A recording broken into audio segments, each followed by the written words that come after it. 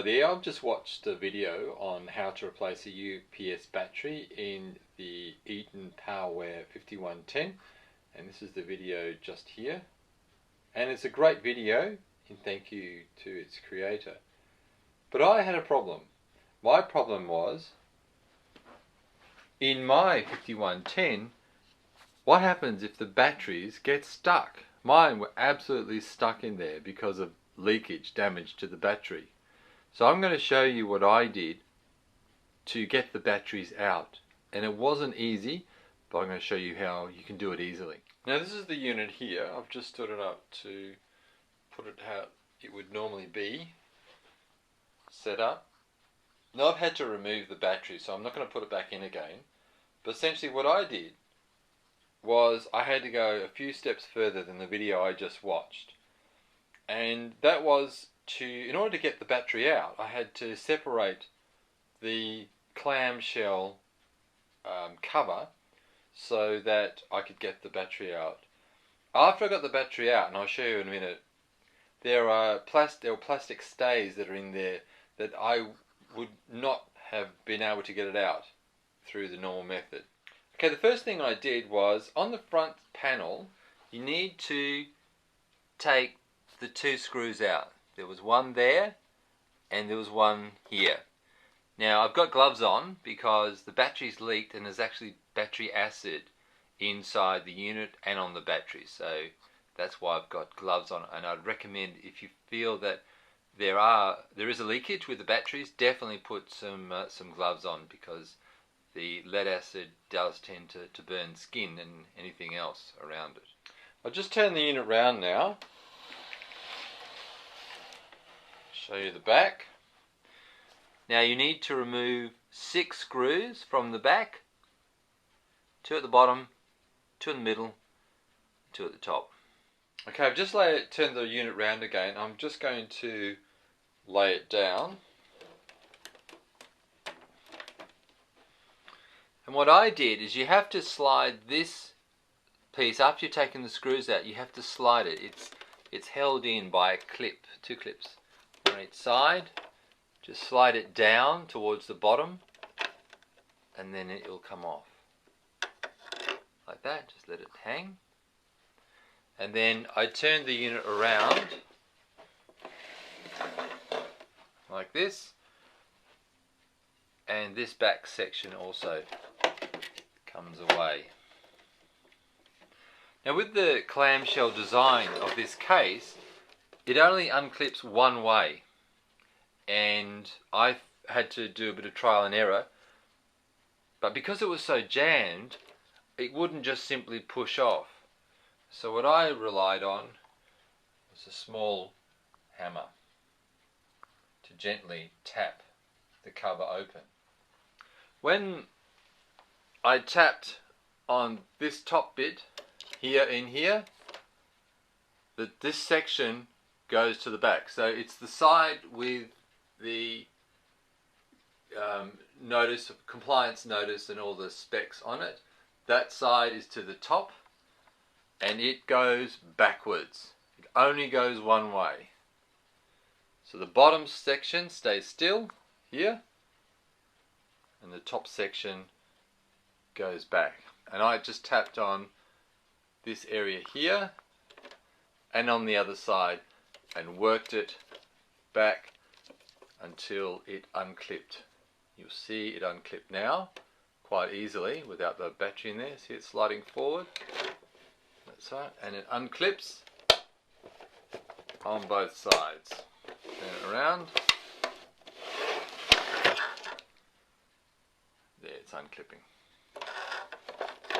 And once you've done that, the transformer that's down the back here actually slides with the case, so you can get it out.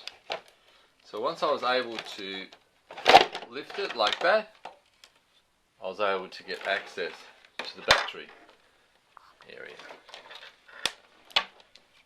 Now, as I said, I'll show you what happened here.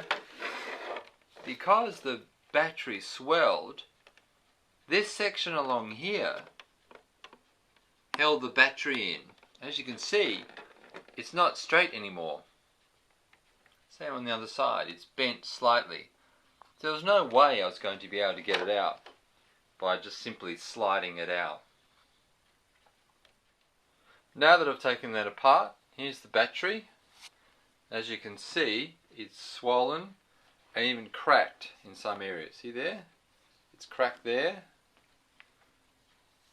It's swollen on both sides. Look at that. It's cracked there too. See, the battery acid is leaking onto my gloves, which is why I said before it's really important to wear gloves, some sort of protection for your hands. And I'll just unstick this. There we have it. They're the two sections which in the other video they showed you how to pull it apart. Now I've just taken the sticky sections off and I've removed the wiring. Now, as I showed you before, this wire will need to be cleaned of battery acid before I reinstall it. And I'm going to clean it with just standard bottle of household vinegar. And I've got vinegar in this glass. I've already preheated that with the microwave just to give it a bit more zing. It's more active when it's a little bit warmer.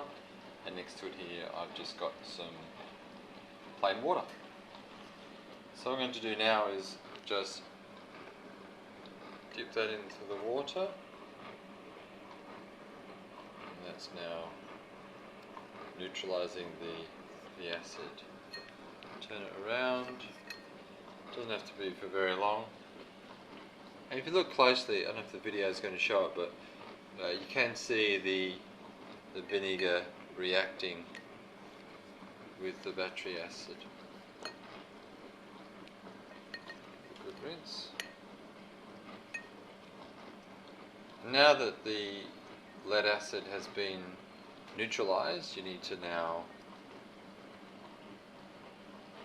clean it off just with some plain water. Just there for seconds, and that's done a nice job of cleaning off all of the lead acid. So that's done. I'm just going to dry that off now, just using a cloth, and I will leave that overnight to dry off. Let's clean that up nicely.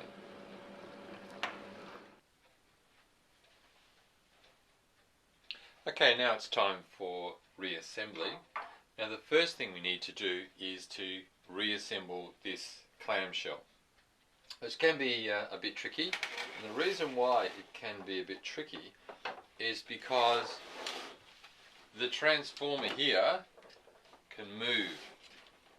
It slides in and out. So as the clamshell comes back together, it actually moves with the outer case into position. And that's probably the most tricky bit to putting it back together. So what you need to do is just move that around, move the front so it's out the way, move the back so it's out the way, being careful not to touch any of the parts inside. And just need to line up the small little clips on the side. There are 5 clips on each side, and they go back in the opposite direction to which you undid them. So just going to line up. As I said, it's a bit tricky, especially with that transformer there. So I've got this side in here now. Just going to spin it around. This cable's hanging out of here, which is going to be problematic. Don't move it. Just going to move that in now into position. It needs to go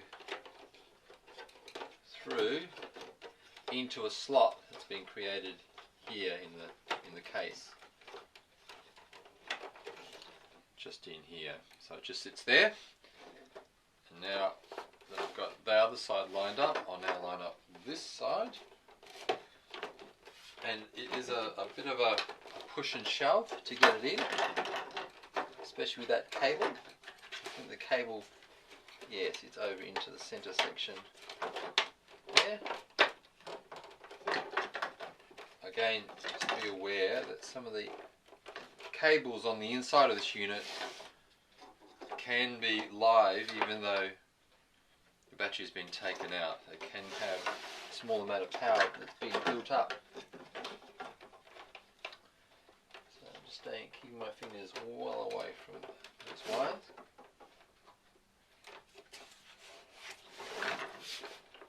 Just wriggle it around.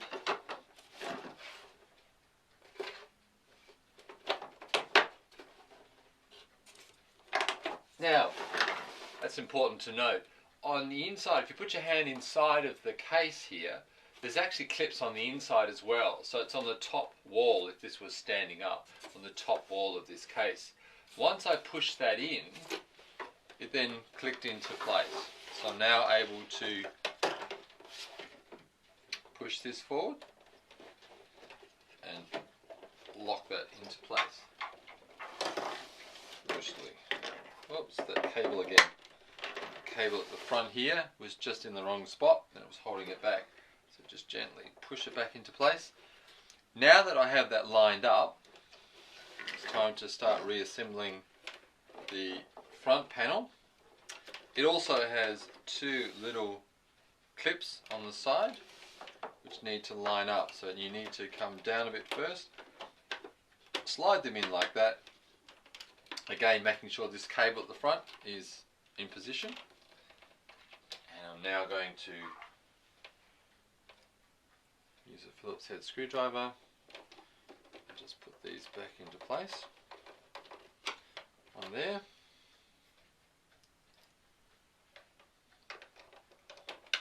And one there. Turn the case around. There are 6 screws to be put back in here, so I'm just going to pop that back into position. Here's my 6 screws here, and I will put these back in.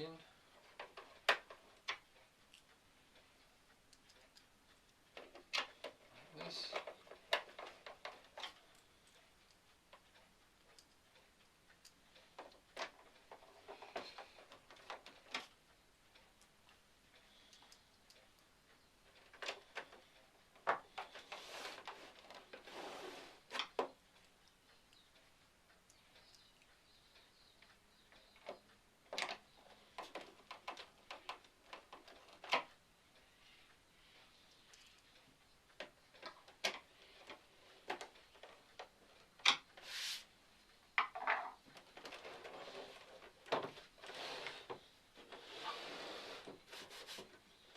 There.